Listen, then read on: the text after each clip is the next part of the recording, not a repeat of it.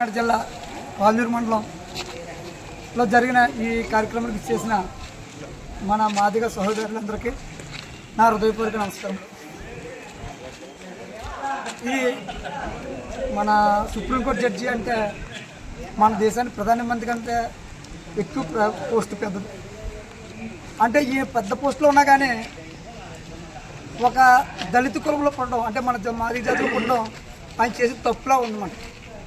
ఎందుకంటే ఒక సుప్రీంకోర్టు జడ్జిని ఆ పోస్టులో ఉన్న జడ్జి పోస్ట్ సీట్లో కూర్చున్నప్పుడే ఒక అగ్రవర్ణ కులస్తుడు షూ తీసి ఇసురు కొట్టాడంటే అంటే మనం ఎక్కడున్నా కూడా అగ్రకులాల చెప్పు కింద ఉన్నట్టే లెక్క కింద వేసి చెప్పారైనా. దీన్ని మనం ఖండిస్తూ మన అన్నగారమైనటువంటి పద్మశ్రీ మందా కృష్ణమాదిగ గారి పిలుపు మేరకు మన కోనసీమ జిల్లా ఇన్ఛార్జి అయినటువంటి సామ్రాట్ కే మధు గారి పిలుపు మేరకు మొన్న 17వ తారీఖున ప్రతి జిల్లాలోనే ఈ మొమెంటో ఇవ్వడం జరిగింది. అదే 11వ తారీఖుని అదేవిధంగా ఈరోజు 17వ తారీఖున మన ఆంధ్రప్రదేశ్ ప్రతి మండలంలోని షూ ఇస్తున్న వ్యక్తిని వెంటనే కఠినంగా శిక్షించాలి. అతను బార్ కౌన్సిలింగ్ నెంబర్ నుంచి తొలగించడమే కాకుండా ఆయనకి ఏ విధమైన శిక్షలు వేయాలో ఆ విధమైన శిక్షలన్నీ అమలు చేయాలని మనం కోరుకుంటూ ఈ సభాముఖంగా కోరుకుంటున్నాను. ఇంతటితోనే ముగిస్తున్నాను. దళితుల ఐక్యత, దళితుల ఐక్యత. ఈ రోజుని కృష్ణమాదిగ గారి ఆదేశాల ప్రకారంగా కోనసీమ జిల్లా డాక్టర్ సామ్రాట్ గారి ఆదేశాల ప్రకారంగా ప్రతి ఎంఆర్ఓ ఆఫీస్ ముందు 17వ తారీఖుని నిరసన కార్యక్రమం జరుపుకున్నారు.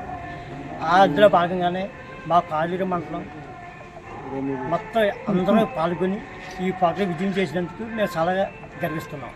రెండో విషయం ఏంటంటే జస్టిస్ సిపి బిఆర్ గవయ్య గారి మీద దాడి జరిగింది. అది దళితుడు ఏ స్థాయిలో ఉన్నా కానీ దళితుడే వాళ్ళ దృష్టిలో, అగ్రవర్ణాల దృష్టిలో. కానీ దాడి చేసిన వాడు ఏ శక్తులు ఉన్నా వాడు వెనకాల ఆ శక్తులు కూడా బయటికి రావాలి, వాడి విధుల నుంచి బహిష్కరించాల. మొత్తం భారతదేశంలో ఏ కార్యక్రమం కూడా ఏ కోర్టులు కూడా వాదించడానికి వీలు లేకుండా వాళ్ళు సస్పెండ్ చేయాలని ఈ సందర్భంగా మీ ద్వారా నేను తెలియజేస్తాను. మాదిగ సోదరులందరికీ ఉద్యమ నమస్కారాలు. ఏదైతే మన జాతీయ అధ్యక్షులు మన దైవం అన్న కృష్ణమాదిగ గారి పిలుపు మేరకు మన సుప్రీంకోర్టు ప్రధాన న్యాయమూర్తి బిఆర్ గవాయ్ గారిపై జరిగిన దాడిని ఈ రాజ్యాంగంపై జరిగిన జారిగా మేము అందరం అనుకుంటున్నాం. ఎందుకంటే ఒక సుప్రీంకోర్టు జడ్జి అంటే ప్రధానమంత్రి గారు కూడా ఆయన ముందు తల వంచి నిలబడే పరిస్థితి. అటువంటి జడ్జి గారిపై దాడి జరిగిందంటే ఆయన ఒక్కడి వల్ల కాదు, వెనకాల ఎన్నో శక్తులు పనిచేస్తున్నాయని మేము అందరం అనుకుంటున్నాం.